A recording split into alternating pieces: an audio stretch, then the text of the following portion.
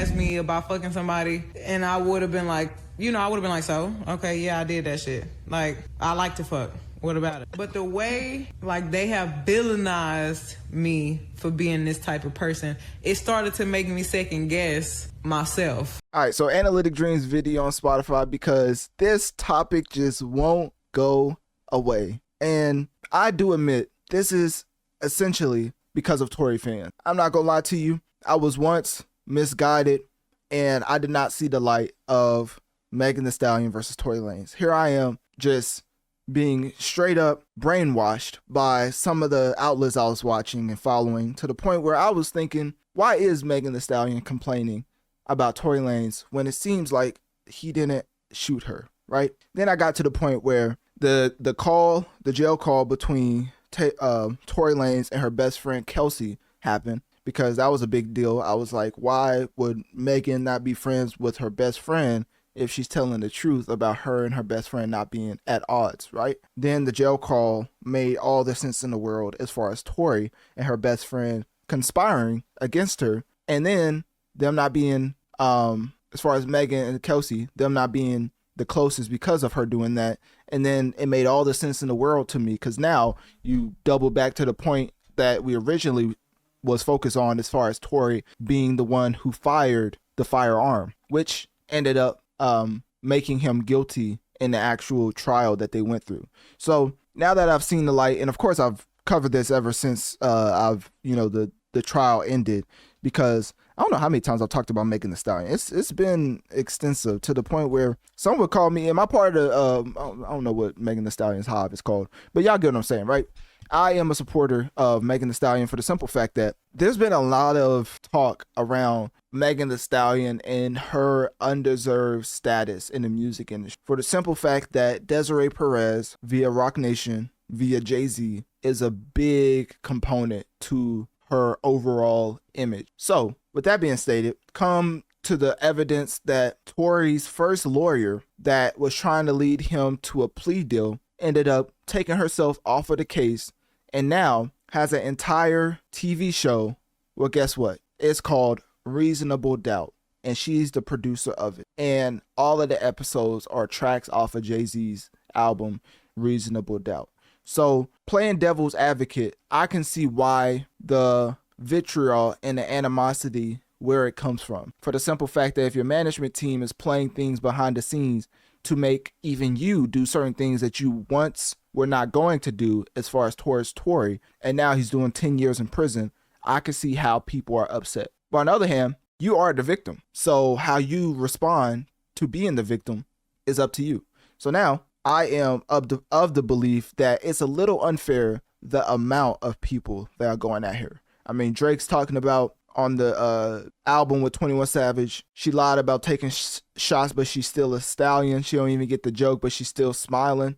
Of course, Nicki making an entire Bigfoot diss track towards Megan. Joe Budden saying numerous times he doesn't believe Tory shot her. Academics, and Lord knows the amount of alcohol he consumed at this point, and the way that he goes at Megan Thee Stallion. I mean, it's a lot for one particular artist to take, as far as shots from the 1% of the 1%. Not to sound like Bernie Sanders, but the biggest of hip hop media heads and artists are going at her. The Baby brought Tory Lanez out on stage whenever they was leading up to the trial. So they was doing these things even before the actual trial happened. So now you have all of these hip hop heads, all of these humongous hip hop artists coming out in support of Tory. Aiden Ross talking about free Tory. And obviously, you never want to see a black man in jail, but as I always say, if criminals do illegal activities, they should face justice as far as the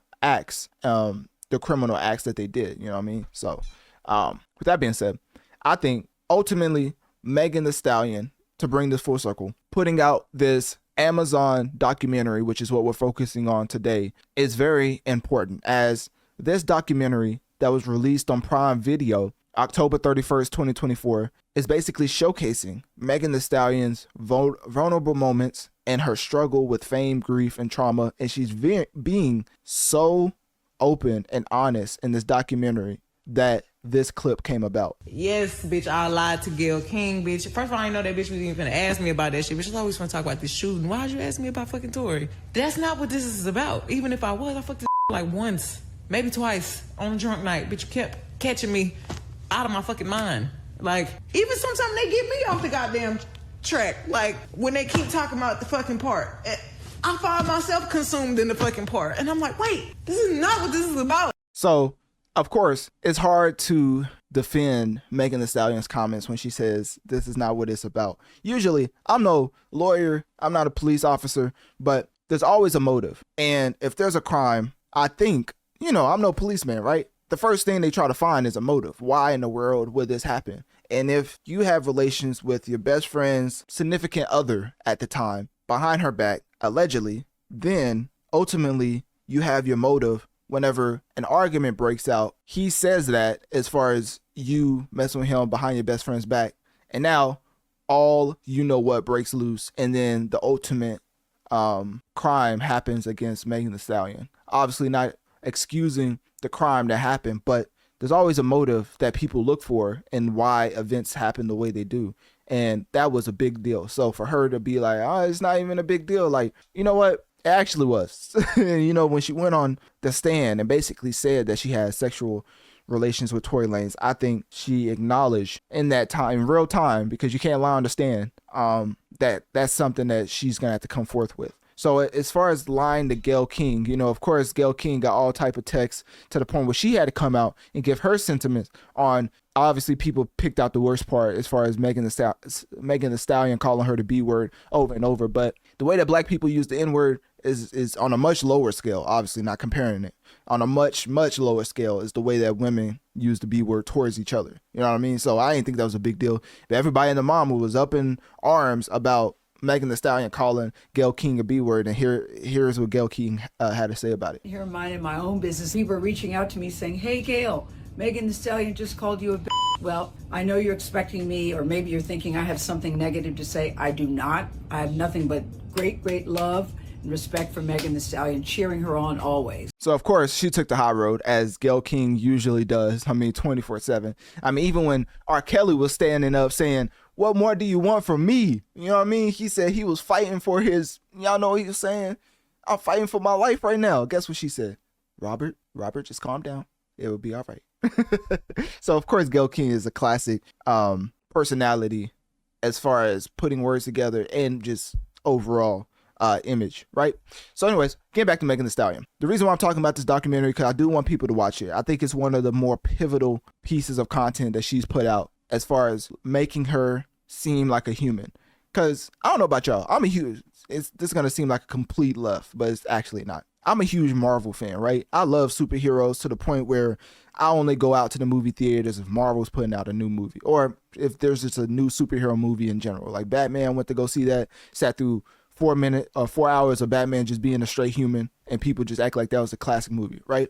So as far as being the superhero fan, I think that is one of my favorite things as far as consuming as entertainment. But Megan Thee Stallion went on the Marvel TV show She-Hulk. Guess what? I enjoyed the episode. It's in a courtroom. She-Hulk is a lawyer. I thought it made all the sense in the world. Won't you know that that was one of the most trashed episodes ever in Marvel TV history? You would have thought Megan Thee Stallion just went up there and just went on a Kanye rant on She-Hulk, the way that people just hated her involvement in that episode. It was one episode, mind you. And it was so fitting in the way that Megan Thee Stallion looks. And then, of course, She-Hulk, not trying to make any jokes. Obviously, Megan Thee Stallion looks great. I'm just saying, as far as physical stature, she's bigger than most women, right?